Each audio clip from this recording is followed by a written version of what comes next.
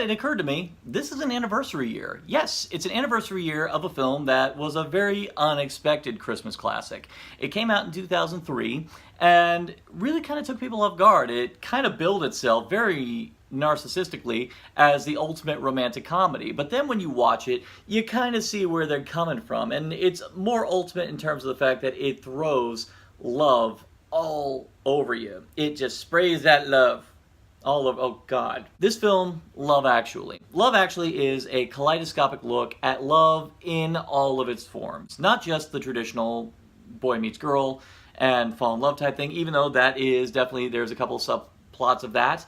But the film is kind of designed to be this just portrait of love in all its various forms, and all taking place over a few weeks of the Christmas season.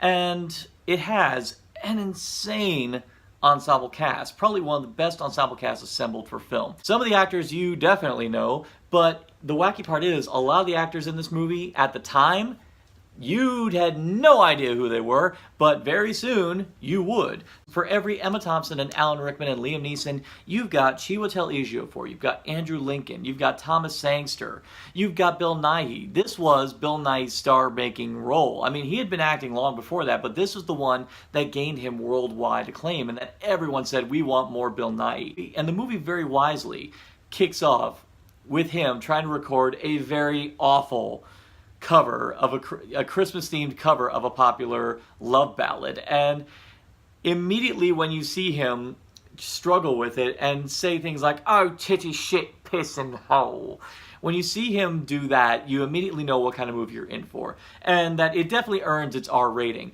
But it doesn't do it in an exploitative way. It just wants to try its best that even though this is a very schmaltzy, very saccharine flavored film, that it still has good intentions. And you know what? I think that you kind of want to feel those intentions all the way through, because yeah, presented any other way, a lot of these scenes could come off as a touch awkward, a bit stalkery, whether you've got Andrew Lincoln, you know, with signs trying to profess his love to his best friend's wife, to Jesse's girl, or to Colin Firth learning another language to head over to ask a woman to marry him who's only known for a couple weeks. It's stuff like that, which makes you go, yeah, in any other movie, presented any other way, this could be uncomfortable. But because this film decides to just go all in on the schmaltz, you just kind of can't help get swept up by it. Now, I do know that there are dissenters of this movie. I've run into a lot of them, and I can't really deny their argument to an extent, because a lot of them will point out that this does kind of feel fake. A lot of this does feel like fake sentiment. And I can't deny that. I mean, there is points where some people who don't like being emotionally manipulated, they could feel that way. But there are some people who just admit to being taken up by the charms of the film. And you know what? The charm is abundant, because you've got a great game cast playing a whole slew of really charming characters, whether it be Hugh Grant as a, very in the now prime minister who is not meant to resemble any certain prime ministers who were buddy-buddy with a certain idiot president during that time. Oh God, I can't believe we're calling that the golden age. Ugh. But I think a lot of it has to do with the fact that Richard Curtis is a writer who just seems to know how to charm his viewers. Richard Curtis is a very experienced writer of this particular genre, having had a hand in a lot of very popular romantic comedies around that time. One such as, I believe he had a hand in Notting Hill, and also Four Weddings and a Funeral. But, of course, most people would actually praise him for pretty much having written one of the best Doctor Who episodes of the new series. That one. One could probably surmise that a lot of subplots probably got trimmed down significantly for the sake of runtime, and if you ever look at the Blu-ray and look at how many deleted scenes there are, yeah, you can definitely buy that. And it could be to the detriment of some of these stories that maybe some stuff got cut out that probably shouldn't, and you do feel maybe some of the plots may have suffered as a result of it. You could definitely suspect that subplots such as Alan Rickman's and Emma Thompson's story probably could have benefited from a bit more closure, particularly at the end. But even then, it's one of those ones where you kind of can come to your own conclusions, and actually, in a way, the fact that it leaves it kind of ambiguous leave it to your imagination, which is definitely not a bad thing. I kind of like sometimes where it does leave you with that, particularly when you got a lot of conclusive endings, some that come way too quick and some that just come very, very naturally. That's fine. The movie is, I won't lie, it is an uneven movie. I mean, there is a lot of intertwining plots. Now, I can't really begrudge the film that, because around the time this movie came out, there were loads of films that did plots like that. I mean, you had Snatch, you had Magnolia, you had Intermission. All these films love these intertwining plot lines where the characters were connected either by ways both grand or minute. And some transitions from one to another are a bit more erratic, some are a bit more forced, but again, because it's transitioning to characters that you're into and that you care about, I think that helps. And I think that was the big saving grace of this movie, is the fact that Richard Curtis wrote a whole slew of genuinely charming characters. And the other thing is, because the film, its whole intention is to portray, as the title dictates, love actually is all around.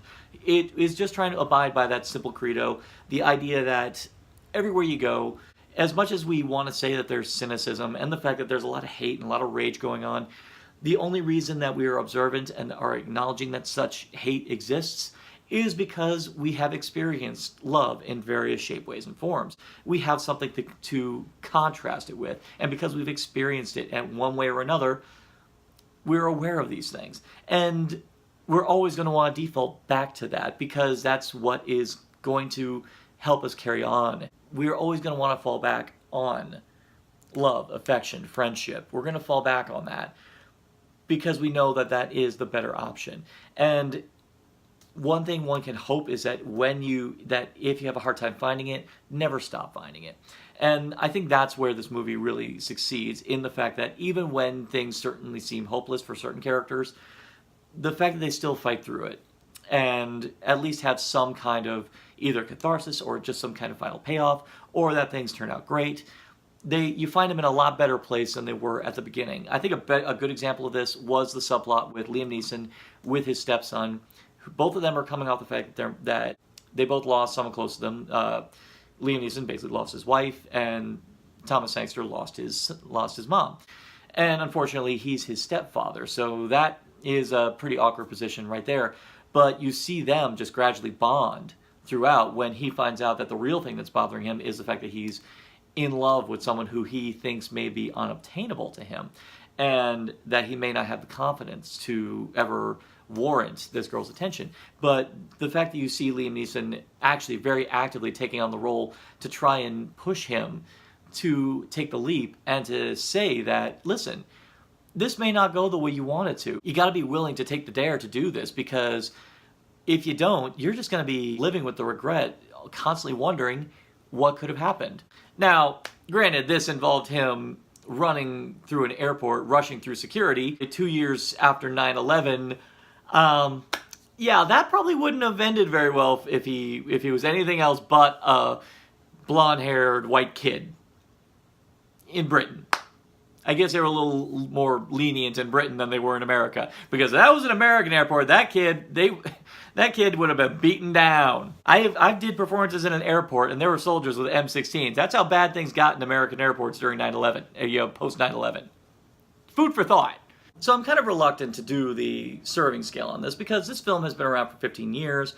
It has, for a lot of people love it. They love watching it during the holidays, and I can see why. And I myself watch it all the time. Even if you would construe it as emotionally manipulative, and if you think a lot of the jokes don't land, if you think a lot of it is silly, I think the thing that makes it work, and I think the thing that has carried it through for the past 15 years, is the fact that it has very simple, good intentions. The fact that it just wants to, especially in a post 9/11 world, as it was when the movie came out, the filmmakers very clearly just wanted to give people just something good to embrace, especially in a world that at the time gone absolutely crazy.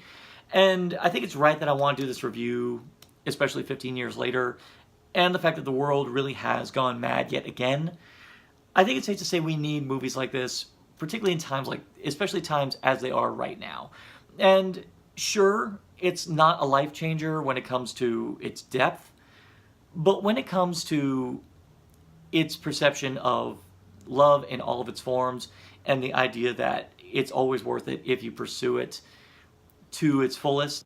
On one side, I'd give this movie maybe a serving rating of 3, but because of the fact that it has lasted, and because a lot of people love it, and because they love it either as a guilty pleasure or as something life-affirming, or just something that, especially during this time of the year, they need to just legitimately feel good, even if it is a placebo, the movie serves a very important purpose. And so I think that's why I'm going to forgo the serving scale on this one. So if you have not seen Love Actually, give it a go. Give it a rent. And if you have seen it and you feel one way or another about it, discuss. Leave it in the comments below.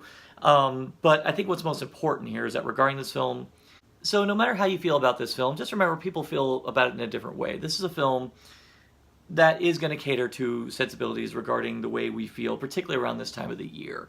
And just remember that when it comes to where people are in their lives and how they are around other people, take into consideration that a lot of people, it's going to be harder for some people versus other people. So if you see someone having a hard time trying to connect with other people, particularly around this time of year, don't just stand idly by. Try to find some way to help them break out of their shell and try to find some way to really get something out of not just Christmas, but also life in general. So I suppose that's my big soapbox moment for Love Actually. I enjoy it, and I'm always going to continue enjoying it, even for its simple joys. So I suppose for more festive content and narcotic casserole, simply like, share, subscribe, click. Thou shalt be served.